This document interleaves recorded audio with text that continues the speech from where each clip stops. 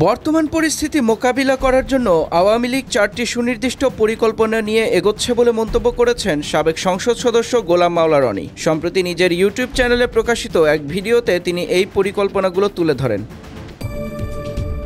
তিনি বলেন, আওয়ামী লীগের প্রথম কৌশল হলো তারা এখনও মনে করছে শেখ হাসিনা বাংলাদেশের বৈধ প্রধানমন্ত্রী। যদিও প্রথমে পদত্যাগের কথা বলা হয়েছিল, এখন এ বিষয়ে নানা এলোমেলো কথা বলা হচ্ছে, যা মানুষের মনে দ্বিধা তৈরি করেছে যে শেখ হাসিনা আসলে পদত্যাগ করেননি। রাষ্ট্রপতিও ইতোমধ্যে বলেছেন পদত্যাগের প্রয়োজনীয় কাগজপত্র তাদের কাছে নেই। যদিও শেখ হাসিনা একাধিকবার বলেছেন তিনি পদত্যাগ করেননি, আবার পরিস্থিতি মেনে নিয়ে তত্ত্বাবধায়ক সরকারের অধীনে নির্বাচনে অংশগ্রহণ করতে চান বলেও জানিয়েছেন তিনি। তার মতে এই প্ল্যান এর 99% কাজ চলছে গোপনে ভারতের সহযোগিতা এবং বিদেশি এজেন্ট ও বন্ধুবান্ধবদের সাহায্য নিয়ে, যার মূল লক্ষ্য হলো যে কোনো মূল্যে প্রধানমন্ত্রী রূপে আবার ফিরে আসা।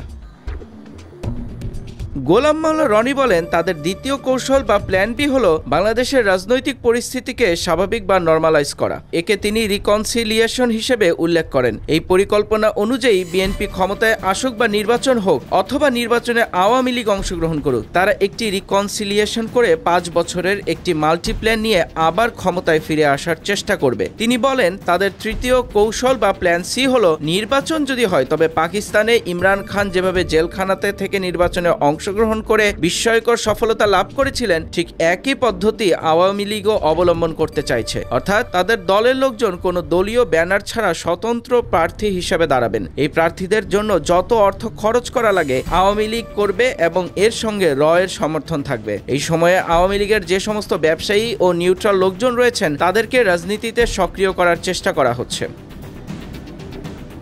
গোলাম মাওলা রনি আরও বলেন, আওয়ামী লীগের চতুর্থ ও শেষ কৌশল হলো যে কোনো মূল্যে নির্বাচনকে বানচাল করা। এই পরিকল্পনা অনুযায়ী আওয়ামী লীগ ভারতের সাহায্য সহযোগিতা নিয়ে তাদের লোকজনকে দিয়ে পুরো নির্বাচন প্রক্রিয়াকে ঘিরে যোগ্যতা তৈরি করতে চায়। এর মাধ্যমে নির্বাচনের প্রার্থীরা, বিশেষত বিরোধী প্রার্থীরা, যেন ভয় আতঙ্ক বোধ করেন এবং নির্বাচনের মাঠ রীতিমতো করে তোলা যায়, সেটাই তাদের উদ্দেশ্য। নিজের ইউটিউব চ্যানেলে দেওয়া ভিডিও বার্তায় রনি আরও বলেন, অতি সম্প্রতি বিবিসি বাংলা শেখ হাসিনাকে নিয়ে একটি নাতিদীর্ঘ প্রতিবেদন তৈরি করেছে এবং সেই কন্টেন্টটি তাদের ইউটিউব পেজে আপলোড করেছে। আমি মনোযোগ সহকারে সেটা দেখলাম। তারা শেখ হাসিনাকে যেভাবে উপস্থাপন করেছে তাতে মনে হচ্ছে যে বিবিসি তার মুখপাত্র হিসেবে কাজ করছে। তিনি আরও বলেন, আপনারা জানেন যে বিবিসি বাংলা এবং বিবিসি ইন্ডিয়া এই মুহূর্তে নরেন্দ্র মোদীর অত্যন্ত কাছের। এ কারণে এই সরকারের 14 মাসের প্রথম 6 মাসে তারা ডক্টর ইউনূসকে প্রমোট করেছে, পরবর্তী 6 মাসে তারা নিউট্রাল ছিল, আর গত 2 মাস ধরে তারা ডক্টর ইউনূসের পেছন থেকে সরে গিয়ে এখন শেখ হাসিনাকে প্রমোট করছে।